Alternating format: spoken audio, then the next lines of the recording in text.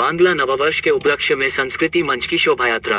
बांग्ला नव वर्ष के उपलक्ष्य पर आज आसनसोल संस्कृति मंच द्वारा एक कार्यक्रम का आयोजन किया गया।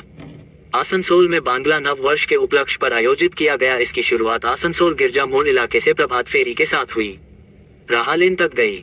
यहाँ राज्य के मंत्री मलय घटक, पश्चिम बर्दवान जिला तृणमूल कांग्रेस अध्यक्ष और पांडवेश्वर के विधायक नरेंद्र नाथ चक्रवर्ती, आसनसोल नगर निगम के chairman Amarnath Chatterjee, deputy mayor Abhijit Ghatak, Wasim ul Haq बोरो, चेयरमैन राजेश तिवारी, पूर्व MIC रबीउल इस्लाम समेत बड़ी संख्या में पार्षद, तृणमूल नेता गांधी नोनिया, भानु बोस, मुकेश झा समिति सहित बड़ी संख्या में स्थानीय लोग मौजूद थे। आज के तो सारा बांग्लार एक आवेगेर दिन।